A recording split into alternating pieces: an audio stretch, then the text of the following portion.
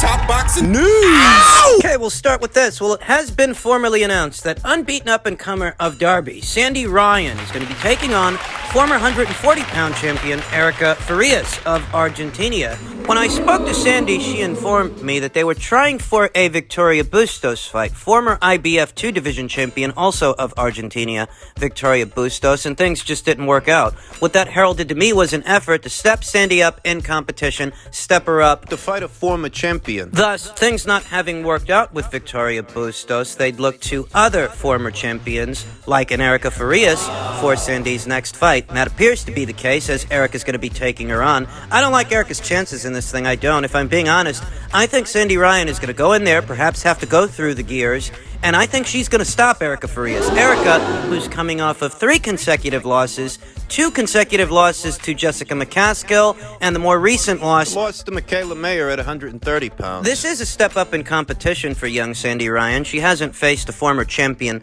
before. It's a step up for Sandy, who only has 3 professional fights. 3 professional fights to Erica Farias's 31 pro fights. You heard that right. Erica Farias has 31 professional fights, 31 professional contests under her belt. Sporting a professional record of 26 wins, 5 losses, no draws with 10 knockouts. Having never been stopped, I think there's a first time for everything, and I think that Erica Farias is about to suffer her very first knockout loss in her entire professional career, because I have Sandy Ryan stopping her. Sandy has the size, the power, the talent, and the punch placement to give Erica Farias her first knockout loss. It's a good step up for Sandy, and it might take some doing. Because Erica Farias is a former champion, she's a lot more experienced than Sandy Ryan, and she's never been stopped before. Thus, in order to stop her, it's going to take some doing, but I think Sandy's got what it takes, and this speaks to the confidence level of Clifton Mitchell in his young ward, his young fighter, that he's willing to put her in there after just 3 pro fights, just 3 professional fights.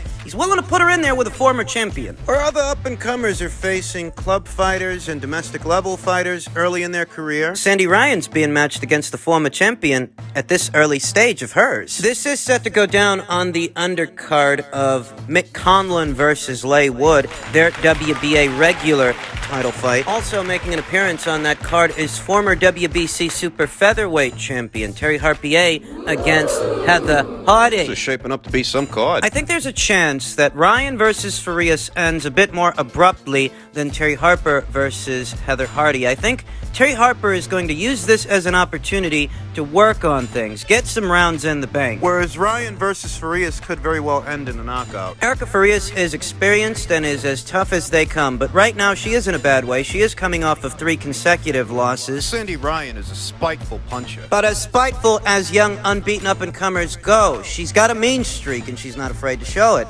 I think she's going to go for the gusto against Erica Farias, whereas for Terry Harper, she's on the rebound. She's on the mend. For Terry, it's all about getting some rounds in the bank and getting back in the winner's bracket at what is a healthier weight for Terry Harper, who's still young, but is also still growing, in a manner of speaking. This is going to be Terry Harper's lightweight debut. She will be campaigning as a lightweight henceforth. Moving forward, she will campaign at 135 pounds. And as stated in a previous video, I don't expect to see Terry challenge for an alphabet title anytime in the near future. It wouldn't surprise me at all if she doesn't challenge for an alphabet title until well after Taylor versus Serrano, if I'm being honest. I don't think Terry challenges for a world title, for an alphabet title, for at least a year. I think in the in-between time, we're going to see more fights like this one. And beyond this upcoming Heather Hardy fight, I could see Terry Harper locking horns with a Rose Vellante, a former champion in Rose Vellante, perhaps a Firuza Sharapova, a Jennifer Hahn. I could see Terry Harper keeping busy with some of the girls we've seen Katie Taylor fight, undisputed lightweight champion Katie Taylor. I think we might see Terry Harper 2 to 3 times this year. And I think it could be against fighters like Firuza Sharapova, Jennifer Hahn, perhaps Victoria Bustos, or Anaís Sanchez. There are ample names, ample fighters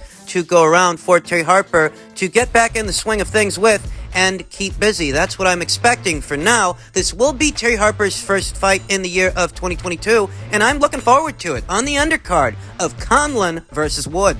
In other news I'm sure most of you have heard by now per tweet from Michael Benson, the WBC have stated that the Tyson Fury versus Dillian Whyte purse bids date has now been pushed back for the final time. Appears the heavyweight situation will have to be resolved by Friday.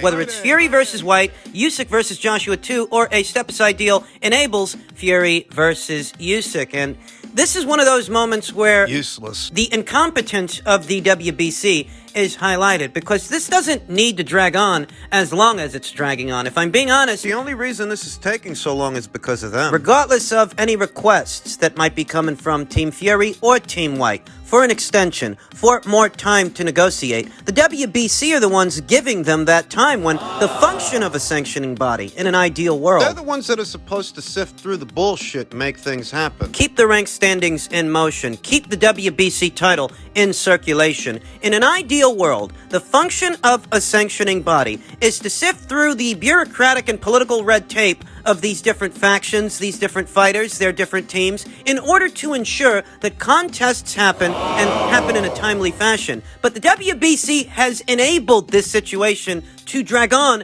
as long as it's been dragging on. And now it's all supposed to come to a head on Friday. I am so fucking sick of this story. I've taken a measured approach with this story because there's a lot of ways it could break down, a lot of different twists and turns, information and misinformation. Gareth Davies wanted everybody to believe that Anthony Joshua was on the verge of stepping aside. Until Anthony Joshua himself had to come forward and provide some clarity from the horse's mouth. He hadn't accepted $15 million. And it doesn't sound like he was about to. It doesn't sound like he did, based on a video that Tyson Fury released earlier today. Had to do this video.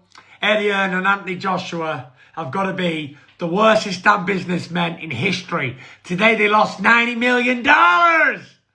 Goddamn son of a bitches. Crazy ass. And we're going to talk more about these comments from Tyson Fury and what they might mean. Been a lot of confusion. The heavyweight division has come to a standstill. The alphabet titles are frozen. Frozen solid. A lot of fighters are left in limbo as all of those alphabet titles, the WBC, the WBA, the WBO, and the IBF, they're all entangled between four guys, Anthony Joshua, Alexander Usyk, Dillian Whyte, and Tyson Fury. And the WBC, as a sanctioning body, isn't really helping the situation, continually providing this kind of leeway. If they wanted to put their foot down, they could put their foot down. Because that's what they're there for. To give the division its hierarchy, its pecking order. In an ideal world, a sanctioning body doesn't act as another arm of a promotional outfit, focusing on the best interests of a particular group, a particular fighter, particular fighters. In an ideal world, a sanctioning body... Sanctioning body's not really supposed to take sides. And when I saw that the WBC assigned an 80-20 split, 80-20, that's less than the 75-25 split Bob Arum offered Dillian Whyte for the Tyson Fury fight. When I saw this, I couldn't help but think to myself, are they colluding with Tyson Fury? Are they colluding with Top Rank? If Top Rank was willing to offer the guy 75-25, the least the WBC could have done was match it. Instead, they offered him an even worse split than the split that Top Rank was offering him. It's almost like you're trying to force this guy, funnel him into accepting Top Rank's proposed split, even though you know he wants more than that. A 70-30 split shouldn't be out of the question. It really shouldn't, because Dillian Whyte is a draw in the United Kingdom in his own respect, in his own right. Thus, a 70-30 split between him and Tyson Fury shouldn't be out of the question. Hell, I'll go as far as saying 65-35 shouldn't be out of the question. The story is Fury versus Dillian Whyte purse bid's date has now been pushed back for the final time. The last gasp. The moment of truth. If these guys don't reach a deal between now and Friday, this thing's supposed to go to a purse bid. And if it goes to a purse bid, a guy like Eddie Hearn can swoop in with his Matchroom wallet and bid for the rights to this fight. I've told you guys in the past, Bob Arum and Frank Warren, they don't want that. They don't want to see Tyson Fury fighting under the Matchroom banner, even in a one-off situation. So will they let it get that far? That's the question. Do they really want to enter into a bidding war with Matchroom for this fight? Because if they do, they're running the risk of losing the rights to this thing. Or will they have Tyson Fury chuck the WBC title in the air and skip the foreplay? Have him chuck the belt and skip Dillian Whyte altogether to fight a handpick so he can preserve himself long enough to face face the winner of Joshua versus Usyk 2. Short of them reaching a deal before Friday, that's the situation. They don't reach a deal by Friday, it goes to a purse bid. And if it goes to a purse bid, Eddie Hearn can then bid on the fight. And it's my understanding he plans on bidding aggressively for this fight. What if Dillian Whyte walks away from this thing because he doesn't like the split? In a lot of ways, it could break down. In addition to that conversation, a Twitter user that goes by the name Kelly Boswell stated, "How is a fight with Whyte skipping ahead when he doesn't have any belts? Usyk has the belts, so that's the fight that people want to see. And yes, people might want to see an undisputed title fight if an undisputed title fight is available. But what Tyson Fury seems to be indicating is that Anthony Joshua isn't stepping aside. So if Anthony Joshua isn't stepping aside, an undisputed title fight isn't available. So go handle your business. Go take care of Dillian Whyte. Dillian Whyte, your mandatory challenger. Not a hand-picking Robert Helenius, not a hand-picking Manuel Char. These are two fighters that were mentioned as potential opponent options for Tyson Fury. People don't want to see those fights, you understand. If you're not boxing for the undisputed heavyweight championship of the world, if you're not, Tyson Fury's fans don't want him to fight Dillian Whyte. they want him to be fast-tracked to an Usyk fight. And the problem is, that's a two-pronged process. In order for you to reach that second prong, first, Anthony Joshua must step aside, and it doesn't look like he is. Were you guys giving Tyson Fury shit when he didn't pay Wilder to step aside? Were you holding Bob Arum responsible when he blew off the idea that they should pay Wilder to step aside? It didn't take him long to arrive at that conclusion. It didn't take Bob Arum very long at all to make up his mind that they weren't going to pay Wilder to step aside in spite of the undisputed title fight hanging in the balance, in spite of Eddie Hearn and Matchroom, not Bob Arum in Top Rank. In spite of Eddie Hearn and Matchroom having done all the legwork, did you guys lambaste Bob for not getting Wilder to step aside, for not even trying to? Did you keep the same energy for that situation that you have for this situation? Because if you didn't, then quit your fucking belly aching. As far as I'm concerned, if Anthony Joshua decides to step aside and we get the undisputed title fight, Awesome. And if he doesn't step aside and he exercises his right to a contracted rematch, Awesome. That's how I look at it, and that's how I see it. The only reason we're even here is because Deontay Wilder didn't take care of this guy back when Deontay Wilder was WBC champion. If he would have gave Dillian his title shot then, we wouldn't be here now. Deontay Wilder, who fought Bermane Stavern 2 times, Luis Ortiz 2 times, and Tyson Fury 3 times. The third time Wilder wasn't a champion. All the same, if he would have fought Dillian Whyte as a voluntary title defense, the way he did Luis Ortiz 2 times, perhaps we wouldn't be here now. But Wilder put this guy on the back burner, and now it seems like Tyson Fury and Tyson Fury's fans. What, you want Tyson to put him on the back burner too? Tyson Fury didn't deserve a shot at the green belt to begin with. Francesco Pianetta, Sefer Seferi, these are the guys you fought en route to the green belt. Tyson Fury was a voluntary title defense, not a mandatory title defense. How many WBC eliminators did he fight in? How many? This situation in its entirety is as a result of the inaction of Deontay Wilder and Tyson Fury getting title shots that he never deserved to begin with. And now the chickens have come home to roost. Finally, just in keeping with the theme of heavyweight news, Gassiev and Andy Ruiz have been contacted by the IBF to accept invitation to face Hrgovic in title eliminator. This is what I told you guys would happen. After Luis Ortiz passed on the fight, Joseph Parker too. Tony Yoka accepted the invitation, but was sucked right back into that Martin Bacall situation. The IBF has doubled its pleasure in hopes of moving forward with a heavyweight fight to determine its next mandatory challenger. BoxingScene.com has learned that Murat Gassiev and Andy Ruiz Jr. were both offered an invitation by the New Jersey-based sanctioning body to enter talks for a final eliminator with unbeaten Filip Hrgovic. The pair of former unified titleists, Ruiz at heavyweight and Gassiev at cruiserweight before moving up, have until Friday evening to accept, with the highest-ranked available contender moving forward to a forthcoming negotiation period. I don't think either of these guys are going to take this fight. I don't think for a second that Andy Ruiz is going to take a Filip Hrgovic fight, because in the last 2 years, all Andy Ruiz Jr. has done is go to war with a very over-the-hill Chris Arreola. Very over-the-hill Chris Arreola, who actually knocked him down. That was in May of last year. And in the last 2 years, that's all he's done.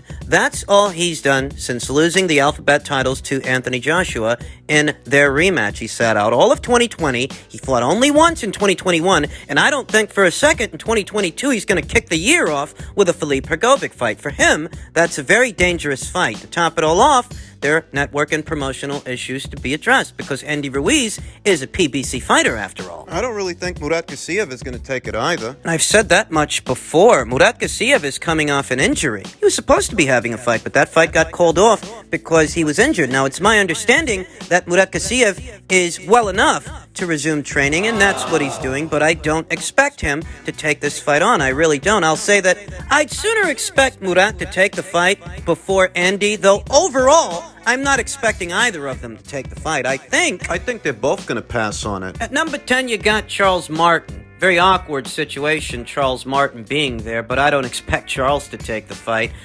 Joseph Parker ranks in at number 11, and he already passed on it. At number 12, you have recent Matchroom signee Dempsey McKean of Australia.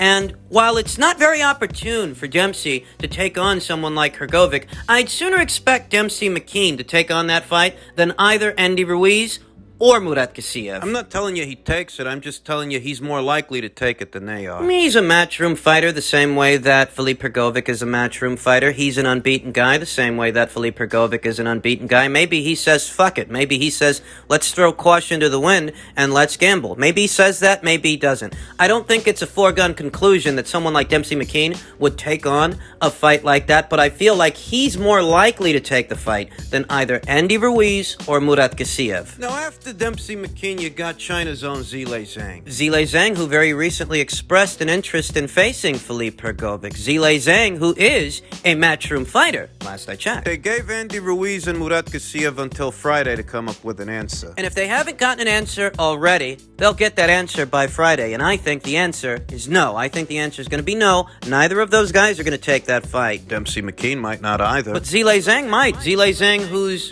no spring chicken. He's getting up there in age. He's the kind of guy that ain't got no time to waste, and perhaps fighting in a world title eliminator is just what the doctor ordered for him. If I'm being honest, I don't like his chances against Filip Hrgovic, but he likes his chances against that guy. He said as much. So maybe the eliminator will be Hrgovic versus Zhang.